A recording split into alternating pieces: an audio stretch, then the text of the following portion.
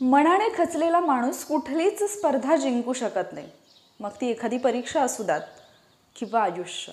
म्हणून आधी मनाने स्ट्रॉंग झालं पाहिजे आणि मग काय, समोर जेवढी आव्हानं येतील ती पेलण्यासाठी तुम्ही समर्थ असता.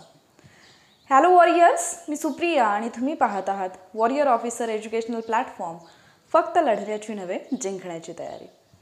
खूप वॉरियर्स वारंवार मेसेजेस करत आहेत 2025ची जी येणारी एक्झाम आहे, राज्यसेवा असेल किंवा कंबाईन असेल, त्याच्यासाठी मॅम डेली स्टडी टार्गेट जे आहेत ते सुरू करा, किंवा 180 डेज चॅलेंज जे आहे ते सुरू करा, किंवा मे बी 100 डेज चॅलेंजसारखं एखादं चॅलेंज घेता आलं तर ते सुरू करा. याच्यापैकी बरेचसे वॉरियर्स असे आहेत ज्यांनी ऑलरेडी तयारी केलेली आहे किंवा 1-2 एक्झाम दिलेल्या आहेत, पण बरेचसे लोक असेही आहेत जे पहिल्यांदा एक्झाम देत आहेत. मग जर तुम्ही पहिल्यांदा एक्झाम देत असाल किंवा यापूर्वी तुम्ही एक्झाम दिलेली आहे पण तुम्हाला यश मिळालेलं नाही आहे, तर काही गोष्टी, त्या गोष्टींची काळजी तुम्हाला 2025चा अभ्यास सुरू करण्यापूर्वी घ्यायची आहे. कारण आपण म्हणतो ना की जर सुरुवातच चुकीची झाली तर पुढे सगळंच काही बिघडत जातं. ठीक आहे, म्हणजे एक चुकीची गाठ जर बसली तर पुढे सगळा गुंता वाढत जातो आणि तो काढणं कठीण असतं. त्यामुळे पहिली गाठ व्यवस्थित बसली पाहिजे, सुरुवात तुमची व्यवस्थित असली पाहिजे. पण बहुधा बरीचशी मुलं सुरुवात करतानाच चुकीची करतात आणि मग कायमस्वरूपी ते काही गोष्टी ज्या आहेत त्या त्यांच्या डोक्यामध्ये ठेवून चालतात की हे असंच असेल तरच तुम्ही पास होऊ शकता, आणि पुढे सुद्धा ते इतरांना गाईड करताना सुद्धा त्याच गोष्टी पास करतात आणि त्याच्यामुळे नव्याने जो विद्यार्थी इकडे वळणार आहे त्याची सुरुवात पण चुकीची होते. म्हणूनच सुरुवात करताना कुठल्या गोष्टींची काळजी करायला पाहिजे, कुठल्या गोष्टींची काळजी घ्यायला पाहिजे ॲक्च्युली, त्याच्याबद्दल मी बोलणार आहे. सगळ्यात पहिली आणि महत्त्वाची गोष्ट, तुमचा जो काही दृष्टिकोन आहे या परीक्षेच्या बाबतीत, जी एक आपण काय म्हणतो की एक निगेटिव्हिटी असते किंवा एक वेगळं थिंकिंग असतं याच्या बाबतीत, की जसं उदाहरणार्थ बरीचशी मुलं, म्हणजे मी तर खूप असे विद्यार्थी पाहिलेत ज्यांचं म्हणणं असं असतं की MPSC सारखी एक्झाम जर क्रॅक करायची आहे तर पुण्याला गेल्याशिवाय मी पास होऊ शकत नाही. म्हणजे हे डोक्यात फिक्स असतं. म्हणजे अगदी 10वी-12वी झालेल्या मुलांचे पॅरेंट्स जेव्हा भेटतात ते सुद्धा म्हणतात की मुलाला आमच्या MPSCसाठी आम्हाला पुढे घालायचं आहे, आणि MPSCची तयारी करावी अशी आमची इच्छा आहे. आणि मग आम्ही ठरवलं की त्याला 12वी झाल्यानंतर ग्रॅज्युएशनसाठीच किंवा ग्रॅज्युएशनचं ॲडमिशन एक्सटर्नल घेऊन आम्ही त्याला पुण्याला ठेवणार आहोत. असे बरेचसे पालक आहेत ज्यांनी मुलांना पुण्याला ठेवलंसुद्धा. पण तुम्ही जर व्यवस्थितपणे या परीक्षांचा अभ्यास करत असाल, माहिती असेल, तर तुम्हाला याही गोष्टी माहिती असतील की असंख्य विद्यार्थी आहेत जे गावी राहून किंवा ते ज्या शहरामध्ये शिकतात तिथेच राहून MPSCची तयारी करतात. रिझन काय आहे? आता ऑनलाईन सगळ्या गोष्टी उपलब्ध असतात, सगळे क्लासेस ऑनलाईन आहेत, सगळ्या नोट्स ऑनलाईन मिळतात. तुम्हाला जे काही हवं आहे ते तुम्हाला घर बसल्या मिळत आहे, पण करण्याची इच्छा असायला पाहिजे. दुसरा मुद्दा हा की बरीचशी मुलं अशीही पाहिलीत की अभ्यासासाठी म्हणून जातात शहरामध्ये, पण तिथे ॲक्च्युली अभ्यासामध्ये जेवढं लक्ष द्यायला पाहिजे तेवढं देऊ शकत नाहीत. कारण आजूबाजूचे डिस्ट्रॅक्शन्स जे असतात, किंवा एक्स ही व्यक्ती असं वागली, किंवा माझा रूममेट असं करतोय, माझी रूममेट अशी करते, असं वागते, आणि मग स्वतःला तो मोह आवरता येत नाही आणि तसंच वागण्याचा प्रयत्न करतात. आणि मग याच्यातच 4-5 वर्ष गेलेली समजून येत नाही, आणि जोपर्यंत समजतं तोपर्यंत इतका उशीर झालेला असतो की घरातल्यांना वाटत असते की आता तुम्ही जबाबदारी घ्यायला हवी. हे जे काही तुमच्या डोक्यामध्ये फॅड आहे स्पर्धा परीक्षेचा अधिकारी होण्याचं, ते तुम्ही सोडून द्यायला पाहिजे. आणि म्हणूनच हा अट्टहास टाळा की मी ठराविक एका ठिकाणी गेलो किंवा गेले तरच माझा अभ्यास होईल. तुमच्याकडे जर इच्छाशक्ती असेल तर तुम्ही कुठेही बसून अभ्यास करू शकता. त्याच्यासाठी तुम्हाला ठराविक एक गोष्ट असायलाच किंवा ठराविक एक ठिकाणच असायला पाहिजे याची आवश्यकता नाही. सो ही निगेटिव्हिटी. दुसरा मुद्दा, बरीचशी मुलं असा विचार करतात की 4 ते 5 वर्ष लागतातच. म्हणजे सुरुवात करण्यापूर्वीच त्यांच्या डोक्यात हे फिक्स असतं की पहिल्या प्रयत्नात कोणीच पास होऊ शकत नाही. पण अशी कितीतरी उदाहरणं आहेत की जे पहिल्या प्रयत्नामध्ये MPSCचीच एक्झाम काय UPSCची एक्झाम पण क्रॅक करतात. अगदी 21-22व्या वर्षी अधिकारी झालेले, क्लास 1 ऑफिसर झालेले उदाहरणं तुमच्यासमोर कितीतरी आहेत. आणि मग तुमचा हा अप्रोच का की 4-5 वर्ष लागणारच आहेत, 4-5 वर्ष दिल्याशिवाय माझं होणारच नाही. मला एक पॅरेंट आठवतात जवळचेच, आय थिंक 10वी झाल्यानंतर मुलाला पुण्याला पाठवलं कारण तिथे राहून MPSCचा अभ्यास चांगला होईल. 11वी 12वी तिथेच करायची आणि देन तिथेच राहून प्रिपरेशन करायचा हा दृष्टिकोन होता. तो मुलगा पुण्याला गेल्यानंतर साधारणतः 2 महिन्यांचा कालावधी गेला असेल आणि 2 महिन्यांच्या कालावधीनंतर त्याने त्याच्या आईवडिलांना हेही सांगितलं की कॉलेजसोबत मी अभ्यासही करत आहे, पण त्याने एक गोष्ट सांगितली की मला आयफोन घ्यायची गरज आहे. आयफोनशिवाय मी पास नाही होऊ शकणार, कारण लेक्चर्स हे फक्त आयफोनवरती दिसतात. आणि त्याच्या आईवडिलांनी ॲक्च्युली पैशाची जमवाजमव करून त्याला ते पैसे पाठवले, त्याच्यासाठी आयफोन घेतला. म्हणजे एकीकडे एक विद्यार्थी असतो 7-8 हजार, अगदी 4-5 हजारांच्या फोनवरती पण लेक्चर्स पाहून तो गावाकडे राहून क्वालिफाय होऊ शकतो. पण एक स्टुडंट असंही वागतो की शहरामध्ये जाऊन त्याला लाखभर रुपयांचा फोन हवा असतो फक्त लेक्चर्स पाहण्यासाठी.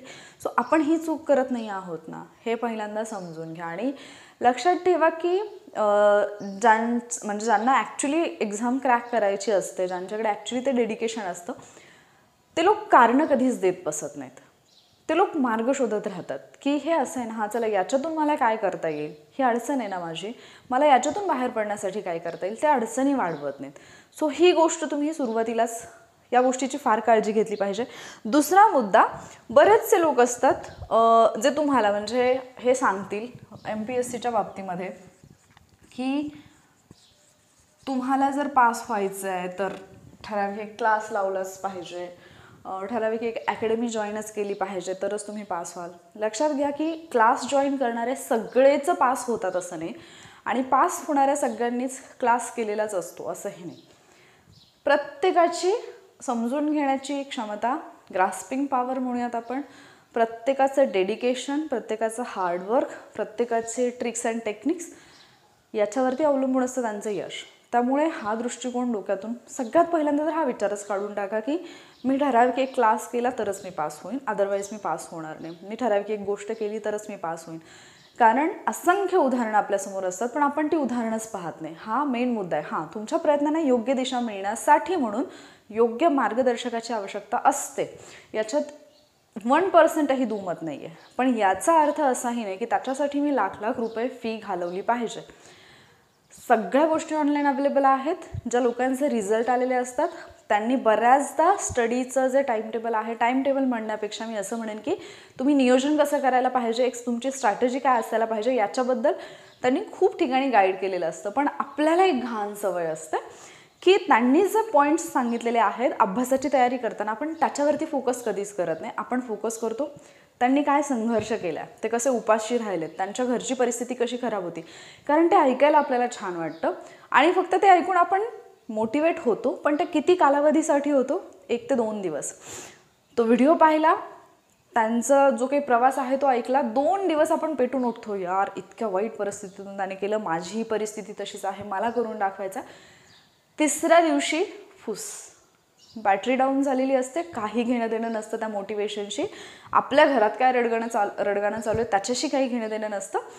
जो काही अट्टहास केलेला असतो तो 2 दिवसांपुरता असतो. 2 दिवसानंतर नवीन एक मोटिवेशन शोधायचं. हे सगळं का करत बसायचं, याच्यात किती वेळ जातो आपला, किंवा एक ट्रॅक आपल्याला सापडत नाही, आपण हरवत जातो, ते वेगळंच. ठीक आहे. सो नकारात्मक दृष्टिकोन जो आहे तो तुम्ही हे करायला पाहिजे, पहिल्यांदा तर टाळायला पाहिजे सुरुवातीलाच, कारण सुरुवात चुकीची झाली तर सगळ्या गोष्टी चुकत जातील. आणि दुसरा मुद्दा म्हणजे तुम्ही जर मनातून खचला असाल, मनातून हारला असाल तर तुम्ही कधीच जिंकू शकत नाही. जर तुमच्या मनानेच हे ठरवलेलं असेल की 4-5 वर्ष होऊच शकत नाही मी पास, तर देव जरी खाली आला ना वरून तरीसुद्धा तुम्ही पास होऊ शकणार नाही. सो तो अप्रोच तुमच्याकडे असायला पाहिजे की मी पहिल्या प्रयत्नात पास होणार आहे, मला त्याच्यासाठी मेहनत घ्यायची. पहिला मुद्दा. दुसऱ्या मुद्द्याकडे जाऊयात आपण, तो म्हणजे भरमसाठ करणं टाळा. मग ते रिसोर्सेस असतील, रेफरन्स बुक तुम्ही जे यूज कराल, तुम्ही ज्या मार्गदर्शकांकडून मार्गदर्शन घ्याल, कुठलीही गोष्ट MPSC असेल, कुठलीही स्पर्धा परीक्षा असेल, तुम्हाला कधीच सांगत नाही की एवढं सगळं करा. ती सांगते की तुमच्या पुढे एवढा मोठा ढीग आहे, तुमच्यासमोर एवढा मोठा डोंगर आहे, तुम्हाला सिलेक्ट करता आलं पाहिजे. सिलेक्टिव्ह करा, सिलेक्टिव्ह करा, पण ते इफेक्टिव्ह करा, तेच परफेक्ट करा. सो सुरुवात करताना बरीचशी मुलं, म्हणजे असे विद्यार्थी पण पाहिले, जे काही बोलते मी ते अशा लोकांकडूनच शिकली आहे ज्या लोकांनी या चुका केलेल्या आहेत. मला आठवतं एक ताई आमच्या शेजारी MPSCच्या एक्झामची तयारी करायचं त्यांनी डिसाईड केलं. मॅरिड होता. सुरुवातीला तर म्हणजे लग्नानंतर शिक्षण पूर्ण केलं, काय करायचं तर MPSCची तयारी करायची. मला विचारायला आलं की काय काय करायला पाहिजे. मी सांगितलं की तुम्ही बेसिक वगैरे करून घ्या अँड देन तुम्ही रेफरन्स बुककडे जा वगैरे वगैरे. पण झालं असं की घरी गेल्यानंतर संध्याकाळी तेव्हापासूनच म्हणजे शेजारीच राहायच्या, संध्याकाळपासूनच त्यांनी त्यांच्या नवऱ्याच्या मागे हट्ट करायला सुरुवात केली की मला पुस्तकंच घ्यायची आहेत आणि ती पुस्तकं इथे मिळणार नाहीत. ती पुस्तकं आणण्यासाठी मला बाहेर जावं लागणार, कोल्हापूर, पुणे अशा ठिकाणी. आणि मग असं झालं की 2 दिवस गेले, 2 दिवस वाद सुरू होत. त्यांनी एकच सांगितलं की नाही नाही मला पुस्तकं घ्यायची आहेत. ते लोक गेले आणि तिथून पुस्तकं घेऊन आले. जवळपास 5-5.5 हजारांची पुस्तकं त्यांनी खरेदी केली. अक्षरशः 6 महिन्याच्या कालावधीतच ती पुस्तकं धूळ खात पडली. सो हे जे असतं ना आपलं की नाही नाही हेच करायला पाहिजे, हे टाळा. बरं घ्यायचे पुस्तकं घ्या, पण ॲटलिस्ट जाणून तरी घ्या की बुक लिस्ट कुठली इम्पॉर्टंट आहे. तुम्ही घेतलेल्या पुस्तकांपैकी कितीतरी पुस्तकं अशी असतात जी ॲक्च्युली तुमच्यासाठी युजफुल नसतात, किंवा मी असं म्हणेन की त्याच्यातून एखादा दुसराच प्रश्न येतो, पण XYZ या व्यक्तीने कुठेतरी म्हटलं आहे म्हणून मी ते पाहिलं. प्रत्येक एक्झाम झाल्यानंतर जे लोक सिलेक्ट झालेत, जे टॉपर्स आहेत, ते त्यांची बुक लिस्ट देत असतात आणि वारंवार ते सुद्धा एकच गोष्ट सांगत असतात की एक पुस्तक 10 वेळा वाचा 10 पुस्तकं वाचण्यापेक्षा, कारण ते इम्पॉर्टंट आहे या एक्झामसाठी, ती रिक्वायरमेंट आहे या एक्झामची. आपण काय करतो, एक्झामची रिक्वायरमेंट समजूनच घेत नाही. आपला भर कशावरती असतो की हां सांगितलं ना, माझ्या रूममध्ये आल्यानंतर, माझ्या घरी आल्यानंतर कुठल्याही व्यक्तीला असं वाटलं पाहिजे बापरे मुलगा MPSCची तयारी करतो, एवढी पुस्तकं आहेत. म्हणजे मी असे लोक पण पाहिलेत की ते ॲक्च्युली प्रदर्शन मांडतात पुस्तकांचं की हां माझ्याकडे एवढी पुस्तकं आहेत. त्याच्यातली वाचली आहेत किती, आत्ता त्या पुस्तकांना किती हात लागतोय. निम्म्याच्या वर पुस्तकं तर धूळ खात पडलेली असतात. सो मला ॲक्च्युली एक्झाम क्रॅक करायची आहे की मी एक्झाम करत आहे, एक्झामची प्रिपरेशन करत आहे, याचं मला फक्त जस्ट लोकांना दाखवून द्यायचं आहे याचा विचार करा. ज्याला क्वालिफाय व्हायचं आहे तो दिखाऊपणा कधीच करत नाही. ठीक आहे. मार्गदर्शक निवडताना पण सिलेक्टिव्ह लोकांना निवडा. कसं निवडाल, तुम्ही कुठलंही एक लेक्चर पाहताय, लेक्चर पाहण्यापूर्वी ॲक्च्युली तर त्या सब्जेक्टचे, त्या टॉपिकचे PYQ चेक करा. लेक्चर पहा, तुम्हाला त्या व्यक्तीची लँग्वेज समजली की हां बाबा यांची जी भाषा आहे ती मला समजते. फॉर एक्झाम्पल विदर्भातले स्टुडंट आहेत, त्यांना विदर्भातल्याच शिक्षकाची जर भाषा समजत असेल तर ते त्यांचेच लेक्चर्स करतील. एखादे महाराष्ट्रातल्या इतर भागातले आहेत आणि त्यांना हां मला नॉर्मली समजते की म्हणजे मराठी भाषा ऑब्व्हियसली सगळ्यांना समजते, पण तरीसुद्धा एक समजून सांगण्याची जी पद्धती असते, मला या शिक्षकांनी सांगितलेलं समजते. काही शिक्षकांकडे नॉलेज खूप असतं, म्हणजे खूप डीपमध्ये नॉलेज असतं त्या सब्जेक्टचं, पण एक्सप्लेन करताना ते जे एक्सप्लेन करतात ते कदाचित एखाद्या अशा स्टुडंटला समजणार नाही ज्याचं बेसिक क्लिअर नाही आहे, आणि मग तो विद्यार्थी विनाकारण त्या टीचरला ब्लेम करेल. सो मला कोणाची लँग्वेज समजते ते लेक्चर पाहिल्यानंतर मी जे PYQ पाहिलेत त्याचे आन्सर्स मला इझिली येत आहेत का, ते PYQ त्या लेक्चरमधून कवर होत आहेत का, हे एकदा फाइंड आउट करा अँड देन मग ते फॉलो करा. आपलं काय असतं, एकच टॉपिक घेतला, 15 जणांचे लेक्चर पाहिले आणि तरीसुद्धा कन्फ्युजन आहे की या टॉपिकमध्ये महत्त्वाचं काय, या टॉपिकमधलं मला लक्षात काय ठेवायचं आहे. सुरुवातीपासूनच या गोष्टी टाळा. इतकं परफेक्ट राहा तुमच्या प्रत्येक गोष्टीच्या बाबतीत की तुम्ही ज्यावेळेला एक्झाम द्याल ना त्यावेळेला डोळे झाकून तुम्हाला ही खात्री असली पाहिजे की माझा रिझल्ट येतो आहे, पण त्याच्यासाठी तयारी तुमची तशी असायला पाहिजे. सो भरमसाठ गोष्टी करणं टाळा, सिलेक्टिव्ह करा पण इफेक्टिव्ह करा. ठीक आहे. तिसरा मुद्दा येतो म्हणजे तुमचे रिसोर्सेस जे आहेत ते लिमिटेड ठेवा. ठीक आहे. तिसरा मुद्दा येतो तो म्हणजे बेसिक्स. परवाचा एक किस्सा सांगते. आमच्या शेजारची एक मुलगी, तिला UPSCची तयारी करायची. मग मी सजेस्ट केलं की आत्ता लगेच म्हणजे जस्ट 10th झालेली आहे, लगेच UPSCची तयारी करायची. तर मग कसं आहे की 10वीची एक्झाम झाली आहे, लगेच अभ्यास बोर होऊन जातं. सो अशा पद्धतीने बोरिंग पद्धतीने अभ्यास केला तर म्हणजे जोपर्यंत ग्रॅज्युएशन वगैरे होणार तोपर्यंत काय हालत होईल ना की पुस्तकाकडे पाहावं पण नाही वाटणार. सो इंटरेस्ट बिल्ड होणं गरजेचं आहे. मग आता इंटरेस्ट बिल्ड करायचं तर काय, मग अभ्यास म्हणून त्या गोष्टींकडे न पाहता काही डॉक्युमेंटरीज पाहणं असेल किंवा काही मूवीज असतील ज्या स्टडी रिलेटेड असतील, किंवा आपण असं म्हणू की इंटरेस्ट बिल्ड करणार आहेत, म्हणजे दिसतात तर ॲक्शन मूवीज पण ॲक्च्युली त्याच्यामधून बऱ्याचशा गोष्टी आहेत त्या कवर होतात. असं आणि मग एक मूवी आहे आर्टिकल 370, तुमच्यापैकी बऱ्याच जणांनी कदाचित पाहिली असेल, मी सजेस्ट केली. बट झालं असं की आर्टिकल 370 काय आहे, POK काय आहे, बऱ्याचशा बेसिक गोष्टीच माहिती नाही आहेत. मग ती मूवी कशी काय समजेल, डोक्यावरूनच जाणार ना ऑब्व्हियसली. सो बऱ्याच मुलांचं हेही होतं की सुरुवात करतात अभ्यासाला. मला सांगितलं की हां पॉलिटीसाठी M. लक्ष्मीकांत वाचा. मी M. लक्ष्मीकांत घेतलं, पण ते पुस्तकच एवढं जाड आहे की बघूनच मला घाम आला की अरे पहिलाच प्रयत्न एवढं मोठं पुस्तक वाचायचं आहे एकाच विषयासाठी, आणि याच्यातून फक्त 15च प्रश्न येणार आहेत, मग बाकीच्या विषयांचं कधी होईल. सो हे कुठेतरी थोडंसं म्हणजे हे जे बर्डन येतं, अनावश्यक ताण येतो, हा कुठेतरी थांबला पाहिजे. मग करायचं काय, बेसिक्स स्टेट बोर्डमधून बेसिक्स कव्हर करा. तुम्हाला कळलं पाहिजे की भारताची संसद काय आहे, राज्यसभा काय आहे, लोकसभा काय आहे, निवडणूक आयोग काय आहे, राष्ट्रपती हे एक पद आहे, पंतप्रधान हे एक पद आहे. याच्या ज्या बेसिक गोष्टी आहेत की हां हे असंही असतं, हे बेसिक समजलं पाहिजे. जर तुम्हाला माहिती नसेल तर, माहिती असेल तर चांगली गोष्ट आहे. भूगोल अभ्यासायला घेतलात, अगदीच छोट्या छोट्या गोष्टी अभ्यासायला लागलोत, समजत नाही आहे, सगळं डोक्यावरून जात आहे, बेसिक्स अभ्यासा. जुनं 4थीचं पुस्तक आहे महाराष्ट्राचा भूगोल, खूप छान पद्धतीने समजून येतो. 5वीचं पुस्तक आहे महाराष्ट्राचा भूगोल म्हणून, किंवा नवीनमध्ये आता 9वीचं पुस्तक आहे, 10वीचं पुस्तक आहे, जुनं 10वीचं पुस्तक भारताचं भूगोल सगळं एक्सप्लेन केलं आहे. एकदा डोळ्याखालून जर गेलं त्याच्यातून कितीतरी क्वेश्चन्स पण क्रॅक होतात. सो स्टेट बोर्ड घ्या, बेसिक्स क्लिअर करा अँड देन रेफरन्सेसकडे जा. ठीक आहे. सो बेसिक क्लिअर असणं फार जास्त गरजेचं आहे.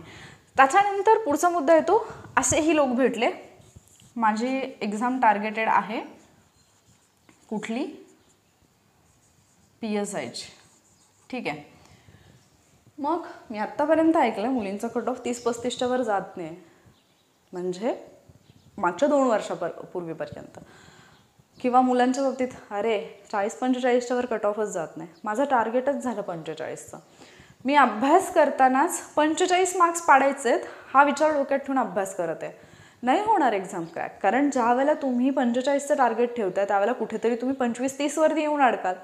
तुमचं टार्गेट जेवढं हाय असेल, तुमचे प्रयत्न तेवढेच जास्त असतील, प्रयत्न जेवढे जास्त, मेहनत तेवढी जास्त, तेवढा तुमचा रिझल्ट लवकर येईल. पण जर तुम्ही असं म्हणत असाल की अरे 40-45 तर पाडायचे, चला मग 4च विषय केले ना तरी माझे 40-45 होऊन जातात, मला बाकीचं करायची गरजच नाही आहे. होतं काय, जे विषय केलेत त्यातल्याच प्रश्नांची उत्तरं येत नाहीत. इकॉनॉमिक्स सायन्स तर मी सोडूनच दिलं आहे. मग परत जेव्हा रिझल्ट येतो, अरे यार थोडक्यात गेलं रे, 5 मार्क्स मिळायला पाहिजे होते. हे परत पडण्याऐवजी जर आधीच म्हटलं की नाही माझं टार्गेटच आहे 60 मार्क्सचं, तर तुम्ही कुठेतरी एक्झाम क्रॅक करू शकाल. जस्ट कट ऑफ चेक करा, कट ऑफ कुठपर्यंत चाललं आहे. रिझन बरीचसे आहेत की झालेले एक्झाम त्यांचे रिझल्ट आलेले नाही आहेत, रिझल्ट आलेत तर त्यांना म्हणजे त्या मुलांची जॉईनिंग आलेली नाही आहे, जॉईनिंग नाही त्यामुळे ती मुलं परत एकदा एक्झाम देतात. बरीचशी मुलं अशी आहेत जे ऑलरेडी जॉईन झाले, ट्रेनिंगमध्ये आहेत, बट स्टील ते एक्झाम देतात. 2-2, 3-3 पोस्ट त्यांना हव्या आहेत. कितीतरी कारणं आहेत. बरीचशी मुलं अशी आहेत जी मागच्या 5-6 वर्षांपासून तयारी करत आहेत. बरीचशी मुलं अशी आहेत जी नव्याने अभ्यास करत आहेत पण एक्झाम क्रॅक करत आहेत. मला कुठल्या कॅटेगरीमध्ये बसायचं आहे हा विचार करा, आणि म्हणून सुरुवातीलाच ठेवताना टार्गेट हाय ठेवा. आणि सगळ्यात शेवटचा आणि मोस्ट इम्पॉर्टंट मुद्दा, तो तुमचा क्लिअर असेल तरच बाकीचे हे सगळे मुद्दे तुम्हाला लागू होतील. ते म्हणजे तुमचा फोकस, तुमचं डेडिकेशन आणि तुम्ही डिस्ट्रॅक्शनपासून स्वतःला किती दूर ठेवताय या गोष्टी. कारण असं आहे की खूप लोक येताना इतक्या जोशमध्ये येतात की येस मला करायचं आहे, मी हेच करणार आहे, मी अधिकारी होणार आहे. म्हणजे सुरुवात केल्यानंतर 1 महिन्याच्या आतच ते असे वागत असतात जसे की ते ऑलरेडी ऑफिसर झालेत. ॲक्च्युली तसं वागायला पाहिजे, पण तो दृष्टिकोन तुमचा असायला पाहिजे, पण त्या दृष्टीने तुमची पाऊलं पण असली पाहिजेत. असं नको की मी मस्तपैकी मूवीज पाहत आहे, मस्तपैकी झोपा काढत आहे, बाकी काही करत नाही आहे, अभ्यासाशी दूरवर संबंध नाही आहे, पण रुबाब मात्र माझा IASचा आहे. त्याला काहीच अर्थ नाही आहे. IAS व्हायचं आहे, मला UPSC क्रॅक करायची आहे, मला MPSC क्रॅक करायची, मला क्लास 1 व्हायचं आहे, क्लास 2 व्हायचं आहे, जी पण कुठली पोस्ट टार्गेटेड आहे तुम्ही ते अधिकारी आहात असं इमॅजिन करणं चांगली गोष्ट आहे. कारण तुम्ही जो विचार कराल तेच तुमच्या आयुष्यामध्ये घडेल. पण त्याच्यासाठी आवश्यक असणारी कृती तुम्ही करणं हे त्याच्याहून जास्त इम्पॉर्टंट आहे, ही गोष्ट कळली पाहिजे. फोकस क्लिअर असला पाहिजे. सुरुवातीपासूनच डोक्यात गोंधळ आहे की नक्की करायचं आहे काय माहिती नाही, हे पण थोडंसं ते पण थोडंसं ते पण थोडंसं करत आहे आणि फायनली हातामध्ये काय आहे, काहीच नाही आहे.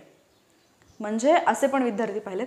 पोलीस भरतीची पण एक्झामची तयारी चालू आहे, शिक्षक भरतीची पण चालू आहे, बाकी सरळ सेवाच्या ॲड येत आहेत, आरोग्य विभाग असेल, ज्या काही नगरपालिकांच्या ॲड येतात त्याची पण तयारी चालू आहे, MPSCची पण तयारी चालू आहे. पण अभ्यास करताना मात्र प्रत्येक एक्झामसाठी वेगळं चालू आहे. माझी ही एक्झाम आली, आता मी त्याचंच पुस्तक घेईन आणि करत बसेन. माझी ती एक्झाम आली आहे, मी त्याचंच पुस्तक घेईन आणि करत बसेन. जो कंटेंट तुमच्या एक्झामला सेम आहे, डिफिकल्टी लेवल वेगळी असू शकते, पण जे सब्जेक्ट, जो टॉपिक तुमच्यासाठी सेम आहे, तो टॉपिक एकदाच परफेक्ट करून टाका. हे मी खूप वेळा सांगितलं. आणि फोकस्ड राहा त्याच्यासाठी. तुमचा फोकस हलला ना इकडे तिकडे की मग सगळ्या गोष्टी, म्हणजे जेवढं काही तुम्ही करताय सगळ्या मेहनतीवरती पाणी असतं. बरेचसे लोक असेही आहेत की खूप सिरियसली, खूप छान पद्धतीने तयारी करतात, पण ऐन वेळेला जेव्हा एक्झाम जवळ येते ना, एक्झामच्या 1-2 दिवस आधी किंवा एक्झामच्या 1 आठवडा आधी अशा चुका करतात, ज्या चुकांमुळे त्यांनी वर्षभर केलेली जी मेहनत असते ती सगळीच्या सगळी वाया जाते. आणि दुसरा एक मुद्दा असा असतो की समोरच्या व्यक्तीने सांगितलेलं सगळंच काही ऐकायचं असतं हे जरुरी नसतं. म्हणजे उदाहरणार्थ, आता याच्यावरती पण मी एक सेपरेट व्हिडिओ घेऊन येईन ॲक्च्युली, की रियालिटीमध्ये काय पॉसिबल असतं आणि आपण जे ऐकतो ते खरंच तसं वागणं शक्य असतं का. उदाहरणार्थ, एक्झामच्या 1 दिवस आधी काही रीड करू नका, एक्झामला गेल्यानंतर एक्झाम हॉलच्या बाहेर बसून काही रीड करू नका. ते ॲक्च्युली काही रीड करू नका असं नसतं, नवीन काही रीड करू नका असं असतं. पण आपण इतके बिनधास्त राहतो, म्हणजे असंही म्हटलं जातं, म्हणजे मी पण हे आधी असंच म्हणायचे की एक्झामला गेल्यानंतर काय रीड करायचं असतं, एक्झाम हॉलच्या बाहेर बसून काय वाचायचं असतं, म्हणजे तुम्ही वर्षभर नाही अभ्यास केला तिथे वाचून तुम्हाला काय फायदा होणार आहे. बट 2022च्या मेन्सच्या वेळेला मला हा फार चांगला अनुभव आला की मी एक्झाम हॉलच्या बाहेर बसून जे काही वाचलं होतं त्याच्यातूनच माझे 7-8 प्रश्न कव्हर झाले. आणि ते मला लगेच आठवलं पण की अरे आपण जस्ट आत्ता तर वाचले हे अर्ध्या तासापूर्वी. सो काही गोष्टी असतात ज्या ॲक्च्युली वेगळ्या असतात, सांगितल्या वेगळ्या जातात, पण फॉलो वेगळ्या पद्धतीने करायच्या असतात.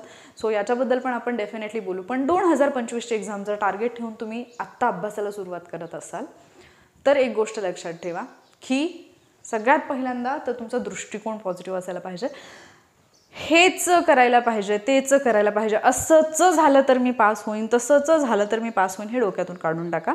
ज्याला अभ्यास करायचा आहे तो कुठेही अभ्यास करतो, कसाही अभ्यास करतो. ज्याला पास व्हायचं आहे तो कुठल्याही परिस्थितीमध्ये पास होतो. मेहनत करायची तयारी असायला पाहिजे. भरमसाठ गोष्टी करणं टाळा. तुमचे रिसोर्सेस लिमिटेड ठेवा. सिलेक्टिव्ह बट इफेक्टिव्ह करा. जे तुम्हाला आउटकम देईल अशाच गोष्टी करा. बेसिक्स तुमचं क्लिअर करून घ्या, कारण त्याच्याशिवाय तुम्ही पुढे जाऊ शकत नाही. सुरुवात तुमची योग्य असेल तर शेवटी तुमच्या प्रयत्नांना फळ मिळणार आहे, अदरवाईज तुम्ही मध्येच अडकून राहाल. टार्गेट तुमचं हाय असलं पाहिजे आणि सगळ्यात महत्त्वाचा मुद्दा, तुम्ही फोकस्ड असायला पाहिजे, डेडिकेटेड असायला पाहिजे. डिस्ट्रॅक्शन्सपासून स्वतःला कसं दूर ठेवायचं हे तुम्हाला समजलं पाहिजे. या गोष्टी जर करायची तयारी असेल तरच 2025च्या एक्झामची तयारी सुरू करा. अदरवाईज स्वतःला हे आधीच सांगून ठेवा की बाबा रे 4-5 वर्ष एक्झाम काही पास होता येत नाही, आणि देन सुरुवात करा. आईवडिलांनाही सांगून ठेवा. सो आयुष्यातली 4-5 वर्ष जी जातील त्या 4-5 वर्षातून तुम्ही काय मिळवलं हा प्रश्न स्वतःला पडला पाहिजे. जाता जाता एक किस्सा सांगून जाते. एक स्टुडंट फार छान ओळखीचा नेहमी येणार, काही गोष्टी विचारून जाणार. विचारून गेल्यानंतर 2 ते 3 दिवस इतकं सुंदर अभ्यासाचं रुटीन असणार, सगळ्या वाचलेल्या गोष्टी लक्षात राहत आहेत, फॉलोअप पण खूप छान, म्हणजे इतकं छान सांगणार की आज मी हे केलं, माझ्या लक्षात राहिलं, आज मी ते केलं, हा क्वेश्चन पेपर सोडवला आणि लक्षात पण राहिला. पण 3ऱ्या-4थ्या दिवशी कोणीतरी भेटणार आणि मग ते म्हणणार अरे हे काय करतोय, आणि मग रूट चेंज होणार. अगेन मग परत 15-20 दिवस असे जाणार की आपण काय केलं 15-20 दिवसांमध्ये हे माहीत नाही, म्हणजे स्टेबल नसणार एका गोष्टीवरती. जवळपास 2015 पासून ते 2022-23 पर्यंतचा कालावधी गेला. एक एक्झाम क्रॅक नाही करू शकला, एकही एक्झाम. आणि प्रत्येक वेळी आल्यानंतर, म्हणजे अक्षरशः शेवटी तर आल्यानंतर रडकुंडी येणार की नाही प्लीज मॅडम एवढ्या वेळेला सांगा, नाही समजत आहे मला, मी असं का वागतोय ते पण मला नाही कळते, पण माझ्या बाबतीत असं होते. आणि शेवटी मग 5-6 वर्षांचा कालावधी गेल्यानंतर एक दिवस बसून असं म्हटलं की हिशोब काढ बाबा, मागच्या 6 वर्षात हे जे काही फक्त आणि फक्त अभ्यास सुरू आहे, घरून डब्बा येतोय, मेस किंवा मेसचा डब्बा आहे, सगळी कामं घरी आहेत, काही नाही, रूमचं भाडं वगैरे, याच्याऐवजी तू अगदी रोजानी जरी कामाला गेला असतात रोजगारी म्हणून किंवा मजूर म्हणून, तरीसुद्धा तू एवढी एवढी अमाऊंट कमवू शकला असतास. त्याच्यात आयुष्याचं काहीतरी भलं झालं असतं. सो ही जे 4-5 वर्ष आहेत त्यातनं जर तुम्ही काहीच कमवत नसाल, काही लोक असतात यश मिळत नाही पण ते खूप काही कमवून जातात, खूप काही शिकून जातात, पण तुम्ही जर त्या 4-5 वर्षांच्या कालावधीमध्ये काही शिकतही नसाल, तुमचं आयुष्य पुढेही सरकत नसेल, जिथे होतात सुरुवात केली तेव्हा तिथेच जर तुम्ही असाल, तर तुम्ही विचार करायची गरज आहे की आपण खरंच योग्य दिशेने जातोय का, योग्य मार्गाने जातोय का, आपण तिथेच अडकलोय, फक्त आपला भ्रम आहे की आपण पुढे सरकतोय. तर त्या भ्रमातून लवकर बाहेर या. मला आशा आहे की हा व्हिडिओ तुम्हाला निश्चितपणे पुढच्या तयारीसाठी मदत करेल. जर हा व्हिडिओ तुम्हाला हेल्पफुल वाटला असेल तर व्हिडिओला लाईक आणि शेअर नक्की करा. याच्यातली कुठली चूक तुम्ही यापूर्वी केलेली असेल तर कमेंटमध्ये मला नक्की सांगा, कारण एक गोष्ट लक्षात येईल की मोस्ट ऑफ द स्टुडंट ही चूक करतात. तर त्याच्यावरती बोलणं आणि त्या चुकीतून बाहेर कसं पडायचं याच्याबद्दल आपण निश्चितपणे डिस्कस करू शकतो. म्हणूनच कुठली चूक तुम्हाला असं वाटतं की होऊ शकते किंवा आत्तापर्यंत झाली आहे ती कमेंटमध्ये सांगा. आणि असेच व्हिडिओज पाहण्यासाठी 2025च्या एक्झामची तयारी करण्यासाठी वॉरियर ऑफिसर या आपल्या यूट्यूब चॅनलला नक्की सबस्क्राईब करा. लवकरच भेटूयात पुढच्या लेक्चरमध्ये. थँक्यू.